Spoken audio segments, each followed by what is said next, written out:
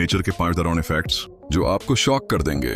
Fact 1, Amazon जंगल में अभी भी ऐसी जगह है जहां इंसान कभी नहीं गया। वहां के क्रीचर्स अभी तक अननोन हैं। फैक्ट 2, बॉक्स जेलीफिश का एक स्टिंग इतना डेंजरस होता है कि इंसान की मौत सिर्फ कुछ मिनट्स में हो सकती है। फैक्ट 3, लेक नेट्रन, तंजानिया का पानी इतना एसिडिक है कि जो भी जानवर गिर जाए वो स्टेच्यू बन जाता है। फैक्ट 4, शार्क 500 मिलियन साल से एग्जिस्ट कर रही है और उनकी कुछ स्पीशीज इंसान को सिर्फ उसके ब्लड के एक ड्रॉप से डिटेक्ट कर लेती हैं।